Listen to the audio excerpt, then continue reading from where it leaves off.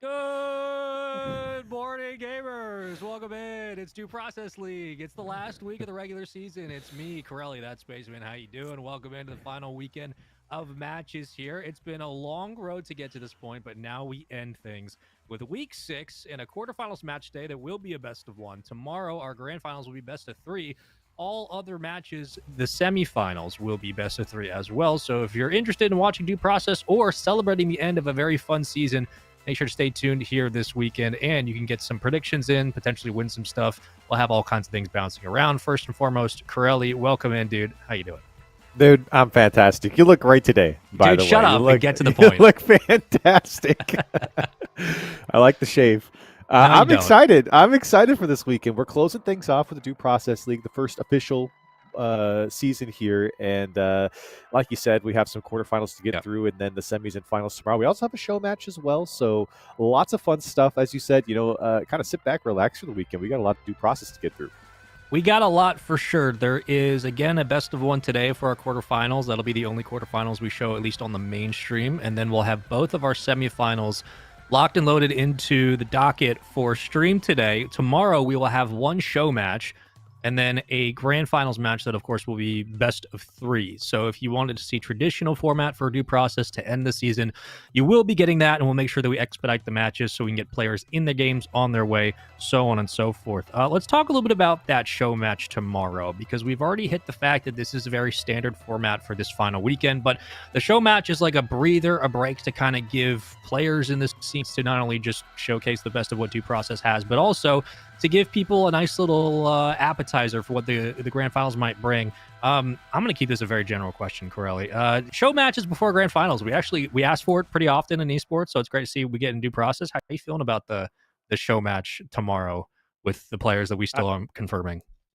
I always love a good show match, especially when you don't know all the players. That's right. But I do think that a show match is a good way to kind of break the tension before getting into the finals as well. It's a good way for players, especially after a long season, to kind of take a moment between the semis and the finals and have a little bit of fun. I also think that show match is a great way to show off the game, which for Due Process is an exciting thing because we all know and we love it, and we've been watching it the whole season. But maybe there's some new players that we could get that could come in through the show match that would want to play Due Process, maybe sign up for season 2. You never know. So I think that's also a huge benefit for a show match.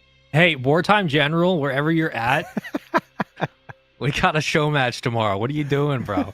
Get out of pubs and play a real man's game. Get into the show match, okay? Stop beating us up.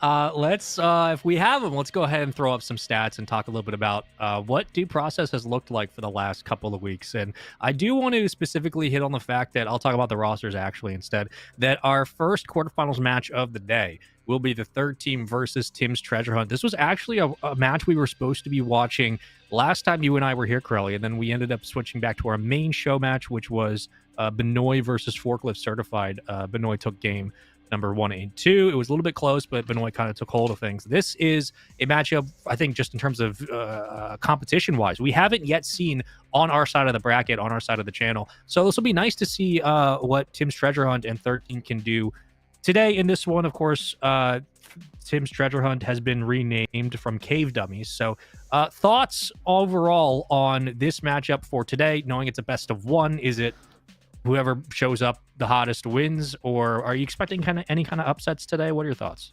I mean, that's always the case, right? Whoever's best on the day will win. But I also think that, when you look at how these teams finished at the end of the season, third team was sitting in third, actually, throughout the season, just below Arise and Chaos. Tim's Treasure Hunt, a few spots down at 6th. Both these teams actually were similar, I would say, in the wins and loss columns.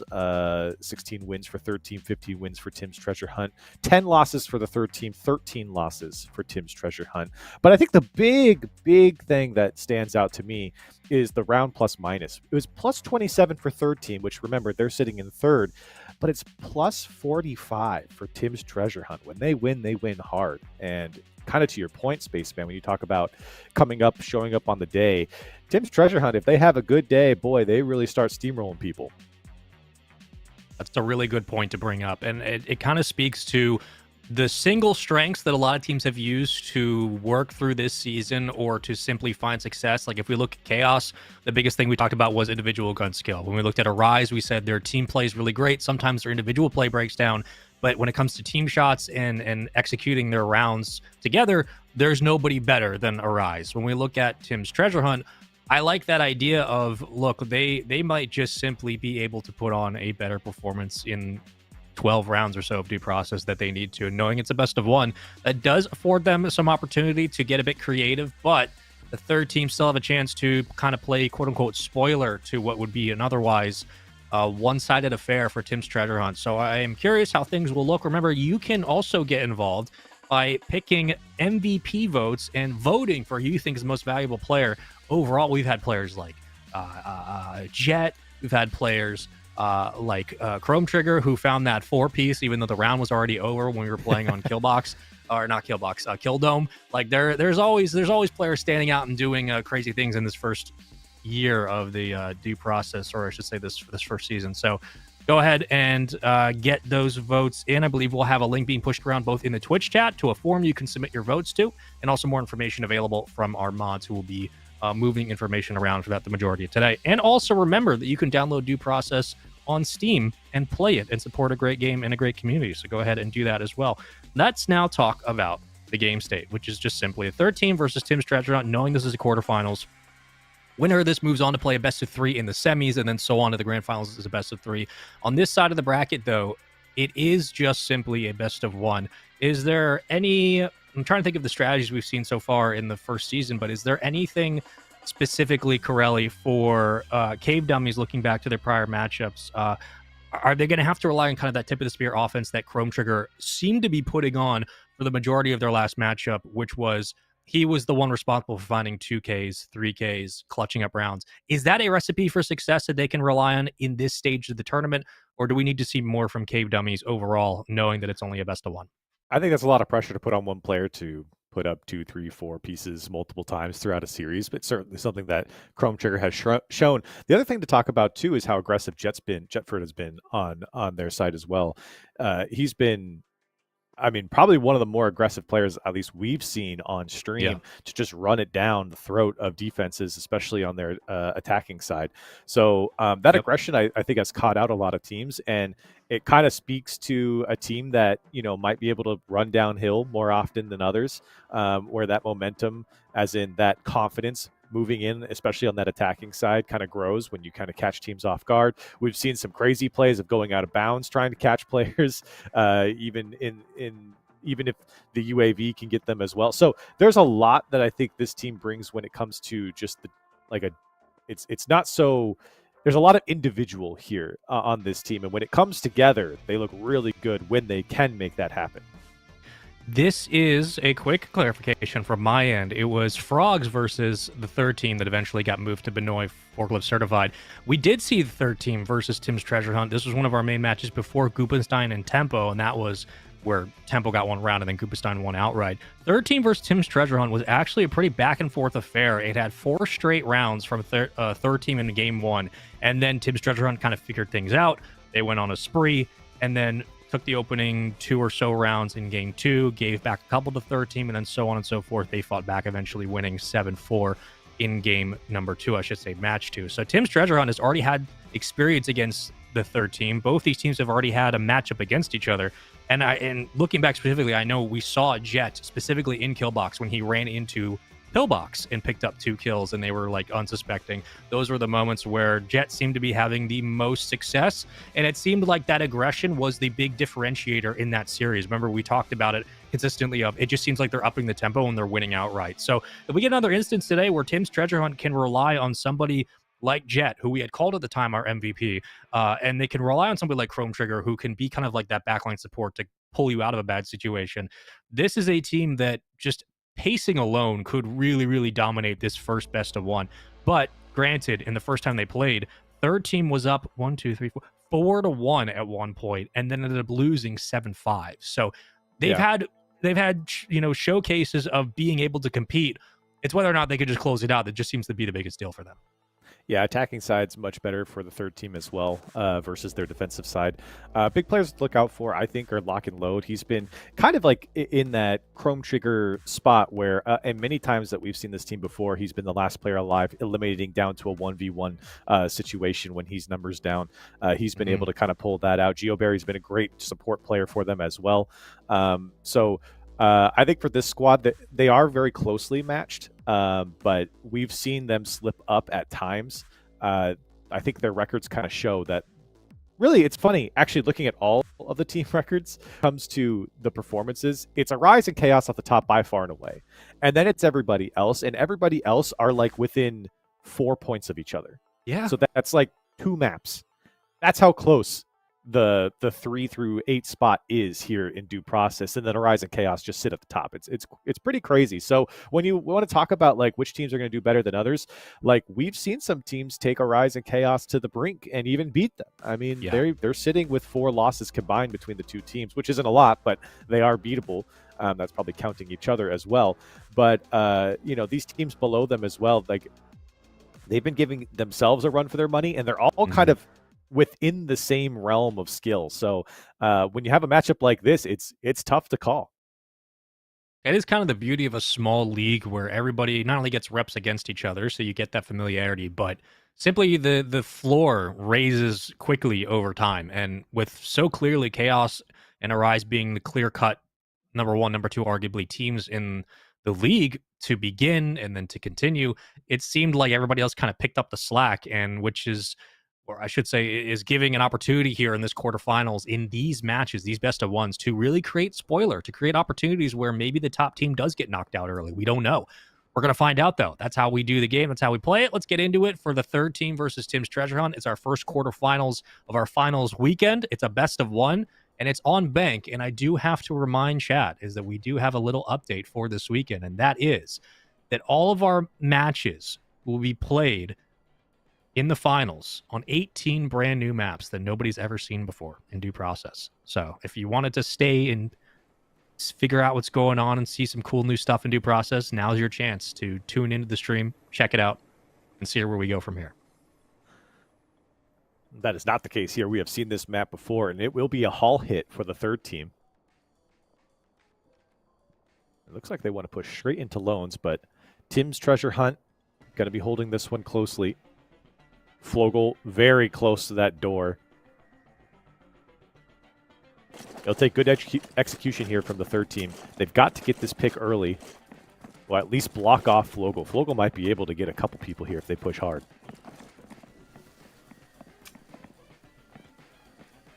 All comes down to timing for this entry. We will take our time. There it goes. Doors open. Barbed wire will go down, but immediately punished trying to get repositioned defensively. And already the third team will take 2 victims on their opening spree. And really the opposite happened here. The aggression from the third team straight into the door caught Flogel off guard. I don't think Flogel expected them to just rush in. And it's 2 down for Tim's Treasure Hunt. Third team keeping everyone alive. GeoBerry took most of the damage on that entry. We did get 2 kills. Scary thing about Due Process is the game is not over even if you're down in man advantage. 5v3. Advantage third team. Eyes in security, sees at least one. Shotgun up close, could basically end this round right here, right now. Playing bait and switch, closing all the doors and opening all the opportunities. But through the wall again is just more pressure on the opposite side of the map where, once more, the third team have a position to work with. GeoBerry having a great first round here. As answers have come back, it's a 2v2 situation. Lock and Load and GeoBerry on the third team. Index and Timber on Tim's Treasure Hunt. As Geo and Index both sitting very, very low. Now Timber all the way down to 12 HP as well. 45 seconds left on the clock. Index is looking at Ghosts. Timber still security. Lock and Low gonna try to take this Chell. Swing out. Can't find anything through the wall, but will reposition and turns and burns quickly. It's Index who was able to find GeoBerry. Sitting in server still. Playing in the dark. Brings it down to a 1v1. Remember, this was a 5v3 with 2 minutes on the clock. Diffuse coming in. Index making the move. Can he get there in time? Index going to have to swing it. Still going to have to swing it. Index, baiting, waiting, challenging, moving, losing the gunfight on site, and the diffuse will land for third team. And, I mean, that was just a health difference there. Lock and Load knew that he could take that challenge head on as long as he hit the shots, and he knew exactly where the opposition was coming from. Well played from Lock and Load, forced the push from that last defender. And the third team, it looked good right off the bat. You got GeoBerry getting two, Flogel 2 kills. But through the wall again. It's just more. Well played as the last man alive.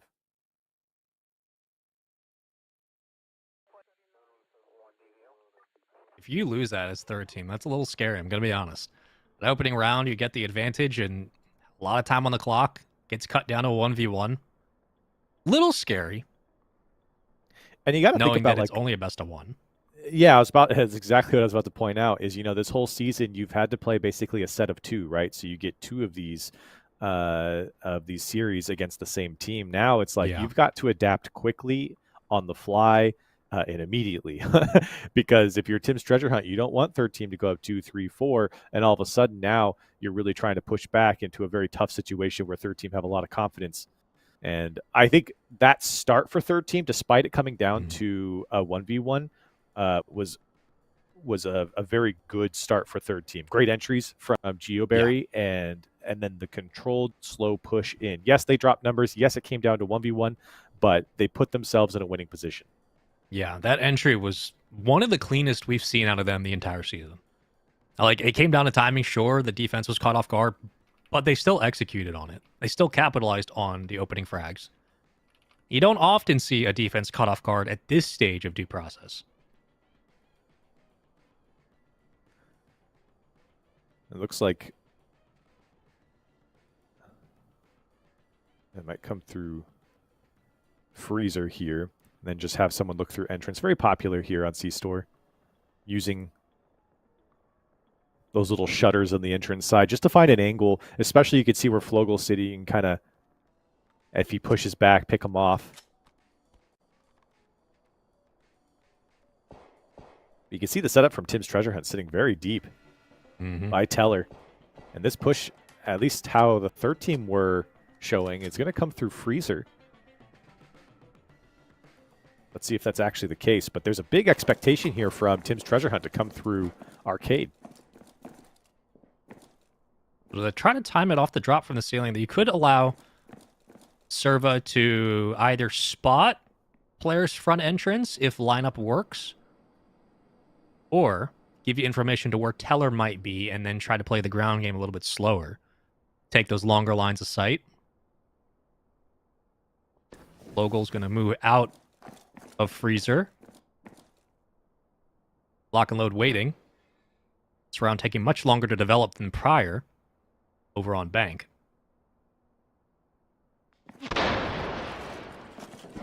Now we make our move. In goes one. An immediate trade. Flogel will get taken down, but Lock and Load will pick up a kill as well.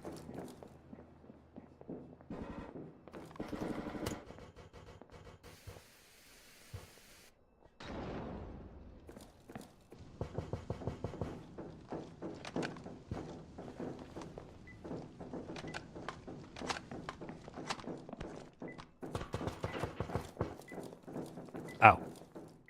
Still in Freezer. Everything looks like it's turning up for the boys on third team. They find first blood yet again. Tim's Treasure Hunt. Okay, I'm back. Sorry. Make something out of nothing. Welcome back. No, you're good. Shotgun to the face. Hold that. Nice cross. Stormy. Able to line up a couple of shots, but not finish the kill. Tags two players weak now. Third team losing numbers quickly. They had first blood. Now they drop. And unfortunately for this offense, what looked like a promising start has quickly dissolved into a 1v-odd situation. Oh, he went out? Absolutely destroyed outside. The UAV gets him, but that's the GG's in the round. Yeah, that's worth it, though, for Tim's Treasure Hunt. And that's great awareness from Jeff. And we've seen Jefford. He wants to get out there. He doesn't care about the UAV, but especially in that instance, preventing any pickups and utility going back towards the third team on what was an obvious save position for them was smart. Tim's Treasure Hunt holding strong there on C-Store. That's a little worrisome. Not super different than the first round, but another opening first blood where conversion rates have been pretty good for offenses, the third team continuing that trend, and yet they still get in situations where they're having to lean and rely on 1v1 or 1v odd situations and big time clutch ups that otherwise could spell a bit disastrous for a team that's looking to win within the margins.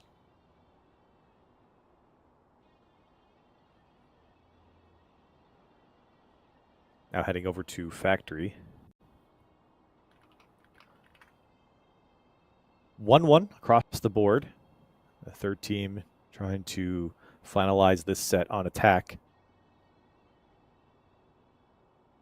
Looks like a server farm hit. Go Docs. Go Docs. Go Docs.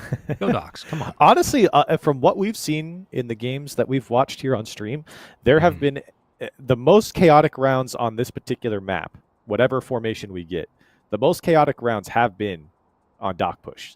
Yeah. Anyone who's pushed Docs, it has been a crazy, crazy round. But it will look like it's a server farm push from the third team. And I think Tim's Treasure Hunt should know that this is coming.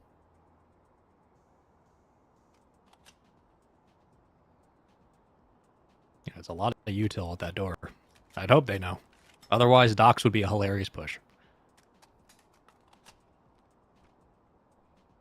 I am curious, moving into the rest of the weekend, whether it's today in some of our semis or even in our grand finals, if we do see more teams kind of throw caution to the wind and say whether it's on Kill Dome, let's go Beach. If it's here on Factory, let's go Docs. If we start to see some change-ups of just, you know, they know where we should be coming from. Let's change it up. Yeah, I'd be curious to know, like, if there's any strategy that some teams have been holding out on, waiting for playoffs, or if maybe they've just been using the same strategy. They know it works, so. Yep. With the util we see from the third team, we know that they're going to push through server farm here. They have to open up this door. And with that riot shield, they're going to try and at least gain a little bit of space here. But Tim's Treasure Hunt, they know. And any player sitting by Doc should have rotated by now, at least to find the sight line. Some good Great Molly damage down on the third team. Just softening. Vita almost finishing off that man. And you could see Jefford sitting at, what is that, like 5 HP? And he's taken down. And what took a sneeze to take him out. Lock and load now pushing up. And some space gained here for the third team. 3 straight rounds with a first blood. 3 straight rounds with an opening advantage. Oh. Can they capitalize? Well, Little TK. little TK. That's okay. It happens a couple of times. We've seen players fall off the map. We've seen players walk into the lava. Don't do the TK, though, at this level. That won't help you. Tries to avoid some pressure. Kind of runs right into it, though. Not a lot of eyes for Stormy. They have an idea, a vicinity of where this player might be. But other than that, it is going to be a tough break for the third. Not a lot of info to work with here. Still have the Saber in the hands of Vita. Oh, that's a huge pickup from Vita. But then to trade it back on Stormy. 2v2. But Vita's going to work here. Surely they have a call out of at least one of these players on Tim's Treasure Hunt. Vita looking for it. The player running away, not looking at him. Index is taken down. And now the last player has been spotted. The defuse is coming through. Flogel lurking in the background, trying to find an angle on the bomb. He's got to push it. He does get one. Player can't get the double up. And Vita, crucial 4K here in this round. And the third team take their second. Actually, I think the time ran out, so he wasn't able to stick the defuse. Oh, he didn't get it. No, he didn't get Tim's it. Treasure Hunt will Excuse take me. it. I need to go. Excuse What was me. that guy doing running away from the fight? I need to go back and watch that replay of Index. down the line of sight. Yeah, but where was this going? He didn't have a.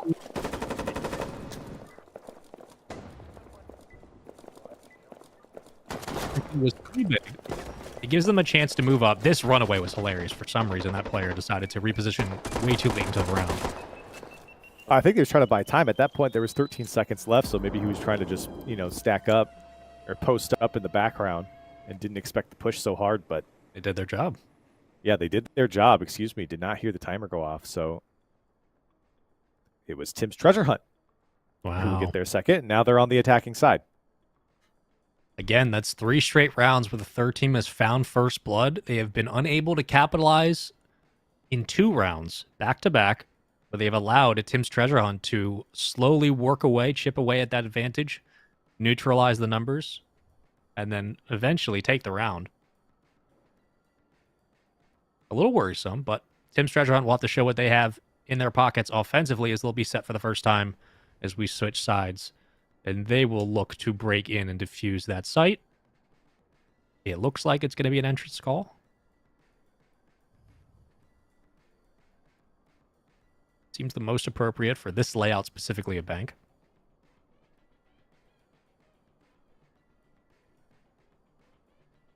It was a haul hit from the third team when they came through.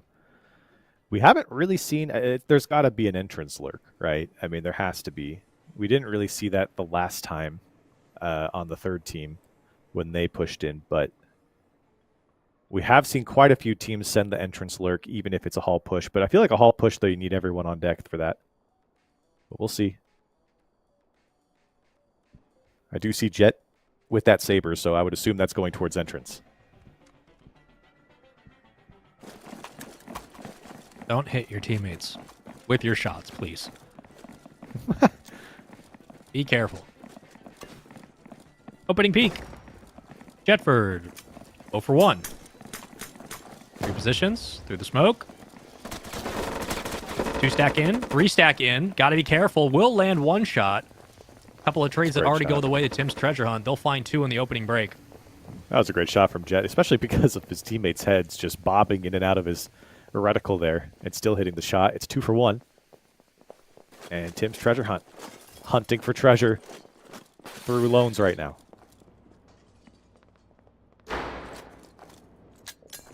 Big kick down. Chrome trigger in. Looking for dividends.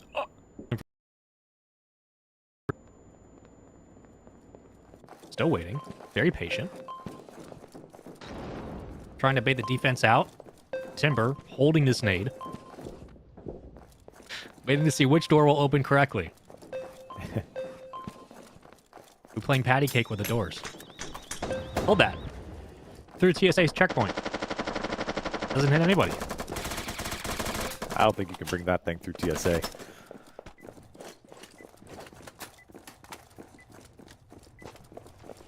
Good hold here so far from the third team. Very much slowing down Tim's Treasure Hunt, especially after the aggressive push through entrance. Jetford still holding this saber. Can he find the servers? Kick down. Chrome Trigger. Great swing. Oh my. Nice job all the way around. Chrome Trigger picks up 1. Shotgun to the face. Stormy trying to dip and dodge out of pressure. Great little moves. Gets around 1. Oh, Stormy still up. Still moving in a 1v2. he's moving different in accounting right now. And he might have slipped away without too much information on him.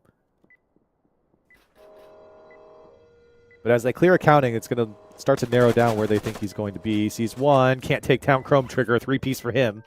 And the defuse this time has plenty of time. And Tim's Treasure Hunt going to take 3. I do think it's interesting that, again, outside of like the opening couple of engagements and first bloods, it's been 1 down, 2 down for either team, and then the round comes to a standstill. We look at the opening 20 seconds or so of each game, and it's been quick trades, quick first blood. It seems like the round swinging one way. Yeah. And then about halfway through, it just comes to a crawl. And it's just 3v3, 3v2, and that gets... And it's just 3v3, 3v2, and that gets drawn out time and time again. And outside of that opening kind of swing with the sniper, it really was just a bait-and-switch buy-time game to find the right angle to bait the defense out. And you do have to give credit for both